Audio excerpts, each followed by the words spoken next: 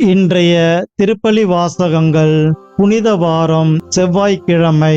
முதல் வாசகம். உலகம் முழுவதும் என் மீட்பை அடைவதற்கு நான் உன்னை பிற இனத்தாருக்கு ஒளியாக ஏற்படுத்துவேன். இறைவாக்கினர் எசாயா நூலிலிருந்து வாசகம். அதிகாரம் 49, இறை வசனங்கள் 1 முதல் 6 முடிய. தீவு நாட்டினரே, எனக்கு செவி கொடுங்கள். தொலைவாழ் மக்களினங்களே, கவனியுங்கள். கருப்பையில் இருக்கும் போதே ஆண்டவர் என்னை அழைத்தார்.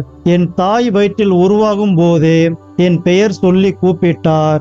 என் வாயை கூரான வாள் போன்று ஆக்கினார். தம் கையின் நிழலால் என்னை பாதுகாத்தார். என்னை பளபளக்கும் அம்பு ஆக்கினார். தம் அம்பரா தூணியில் என்னை மறைத்து கொண்டார். அவர் என்னிடம், நீயே என் ஊழியன், இஸ்ரேலே, உன் வழியாய் நான் மாட்சி உறுவேன் என்றார். நானோ வீணாக நான் உழைத்தேன். வெறுமையாகவும் பயனின்றியும் என் ஆற்றலை செலவழித்தேன். ஆயினும் எனக்குரிய நீதி ஆண்டவரிடம் உள்ளது. என் பணிக்கான பரிசு என் கடவுளிடம் இருக்கின்றது என்றேன். யாக்கோபை தம்மிடம் கொண்டு வரவும், சிதறுண்ட இஸ்ரேலை ஒன்று திரட்டவும் கருப்பையில் இருந்து ஆண்டவர் என்னை தம் ஊழியனாக உருவாக்கினார். ஆண்டவர் பார்வையில் நான் மதிப்பு பெற்றவன். என் கடவுளே என் ஆற்றல். அவர் இப்பொழுது உரைக்கிறார். அவர் கூறுவது, யாக்கோபின் குலங்களை நிலைநிறுத்துவதற்கும் இஸ்ரேலில் காக்கப்பட்டோரை திருப்பி கொணர்வதற்கும் நீ என் ஊழியனாக இருப்பது எளிதன்றோ? உலகம் முழுவதும் என் மீட்பை அடைவதற்கு நான் உன்னை பிற இனத்தாருக்கு ஒளியாகவும் ஏற்படுத்துவேன். ஆண்டவரின் அருள்வாக்கு. இறைவனுக்கு நன்றி. பதிலுரை பாடல். திருப்பாடல் 71, இறை வசனங்கள் 1, 2, 3, 4, 5, 6 மற்றும் 15, 17 முடிய. பல்லவி. என் வாய் நாள்தோறும் உமது மீட்பை எடுத்துரைக்கும். ஆண்டவரே, உம்மிடம் நான் அடைக்கலம் புகுந்துள்ளேன். ஒருபோதும் நான் வெட்கமுற விடாதேயும். உமது நீதிக்கேற்ப என்னை விடுவித்தருளும். எனக்கு நீ செவிசாய்த்து என்னை மீட்டுக் கொள்ளும். பல்லவி. என் வாய் நாள்தோறும் உமது மீட்பை எடுத்துரைக்கும். என் அடைக்கல பாறையாக நீர் இருந்தள்ளும். கோட்டை அரணா இருந்து என்னை மீட்டருளும். ஏனெனில் நீர் எனக்கு கற்பாறையாகவும் அரணாகவும் இருக்கின்றீர். என் கடவுளே, பொல்லார் கையில் நின்று என்னை காத்தருளும். நெறி கேடும் கொடுமையும் நிறைந்தோர் பிடி நின்று என்னை காத்தருளும். பல்லவி. என் வாய் நாள்தோறும் உமது மீட்பை எடுத்துரைக்கும். என் தலைவரே, நீரே என் நம்பிக்கை.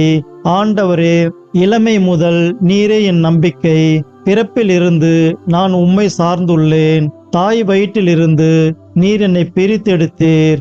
உம்மையே நான் எப்பொழுதும் புகழ்ந்து போற்றுவேன். பல்லவி. என் வாய் நாள்தோறும் உமது மீட்பை எடுத்துரைக்கும்.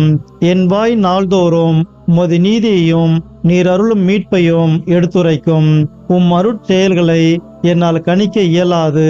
கடவுளே, என் இளமை முதல் எனக்கு கற்பித்து வந்தீர். இனி வரும் நாள்களிலும் உம் வியத்தகு செயல்களை அறிவிப்பேன். பல்லவி. என் வாய் நாள்தோறும் உமது மீட்பை எடுத்துரைக்கும். நற்செய்திக்கு முன் வசனம். தூயவராகவே வாழ்ந்திடுவோம். இறைவன் துணையினை நாடிடுவோம். இரக்கத்தின் காலம் இதுவன்றோ? நாம் இறைவனின் குரலுக்கு செவி மடுப்போம். பரம தந்தைக்கு கீழ்ப்படுகின்ற எங்கள் அரசரே, போற்ற பெருக. அடிக்க கொண்டு போகப்படும் சாந்தமான செம்மறி போல நீர் சிலுவையில் அறியப்பட கொண்டு செல்லப்படுகிறேன். தூயவராகவே வாழ்ந்திடுவோம். இறைவன் துணையினை நாடிடுவோம். இரக்கத்தின் காலம் இதுவன்றோ? நாம் இறைவனின் குரலுக்கு செவி மடுப்போம். நற்செய்தி வாசகம். உங்களுள் ஒருவன் என்னை காட்டி கொடுப்பான். நீ மும்முறை என்னை மறுதலிக்கும் முன் சேவல் கூவாது. யோவான் எழுதிய தூய நற்செய்தியிலிருந்து வாசகம். அதிகாரம் 13, இறை வார்த்தைகள் 21 முதல் 33 முடிய மற்றும் 36 முதல் 38 முடிய. அக்காலத்தில் தம் சீடர்களுடன் பந்தி அமர்ந்த இயேசு உள்ளம் கலங்கியவராய், உங்களுள் ஒருவன் என்னை காட்டி கொடுப்பான் என உறுதியாக உங்களுக்கு சொல்கிறேன் என்று திட்டவட்டமாக கூறினார். யாரை பற்றி அவர் இப்படி கூறினார் என்று தெரியாமல் சீடர்கள் குழப்பமுற்று ஒருவரை ஒருவர் நோக்கினார்கள். இயேசுவின் சீடருள் ஒருவர் அவர் அருகில் அவர் மார்பு பக்கமாய் சாய்ந்திருந்தார். அவர் மேல் இயேசு அன்பு கொண்டிருந்தார். சீமோன் பேதுரு அவருக்கு செய்கை காட்டி, யாரை பற்றி கூறுகிறார் என கேள் என்றார். இயேசுவின் அருகில் அவர் மார்பு பக்கமாய் சாய்ந்திருந்த அவர், ஆண்டவரே, அவன் யார் என்று கேட்டார். இயேசு மறுமொழியாக, நான் யாருக்கு அப்பத்துண்டை தோய்த்து கொடுக்கிறேனோ அவன்தான் என சொல்லி அப்பத்துண்டை தோய்த்து சீமோன் இஸ்காரியோத்தின் மகனாகிய யூதாசுக்கு கொடுத்தார். அவன் அப்பத்துண்டை பெற்றதும் சாத்தான் அவனுக்குள் நுழைந்தான். இயேசு அவனிடம், நீ செய்ய இருப்பதை விரைவில் செய் என்றார். இயேசு ஏன் அவனிடம் இப்படி கூறினார் என்பதை பந்தியில் அமர்ந்திருந்தோர் யாரும் புரிந்து கொள்ளவில்லை.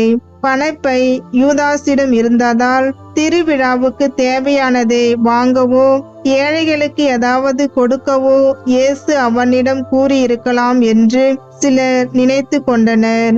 யூதாசு அப்பத்துண்டை பெற்று கொண்டவுடன் வெளியே போனான். அது இரவு நேரம். அவன் வெளியே போன பின் இயேசு, இப்போது மானிடம் மகன் மாட்சி பெற்றுள்ளார். அவர் வழியாக கடவுளும் மாட்சி பெற்றுள்ளார். கடவுள் அவர் வழியாக மாட்சி பெற்றாரானால் கடவுளும் தம் வழியாய் அவரை மாட்சிப்படுத்துவார். அதையும் உடனே செய்வார். பிள்ளைகளே, இன்னும் சிறிது காலமே உங்களோடு இருப்பேன். நீங்கள் என்னை தேடுவீர்கள். ஆனால் நான் போகும் இடத்திற்கு உங்களால் வர இயலாது. இதையே யூதர்களுக்கு சொன்னேன், இப்போது உங்களுக்கு சொல்கிறேன் என்றார். சீமோன் பேதுரு இயேசுவிடம், ஆண்டவரே, நீர் எங்கே போகிறீர் என்று கேட்டார். இயேசு மறுமொழியாக, நான் போகும் இடத்திற்கு என்னை பின்தொடர்ந்து வர இப்போது உன்னால் இயலாது. பின்னரே என்னை பின்தொடர்வாய் என்றார். பேதுரு அவரிடம், ஆண்டவரே, ஏன் இப்போது நான் உம்மை பின்தொடர இயலாது? உமக்காக என் உயிரையும் கொடுப்பேன் என்றார்.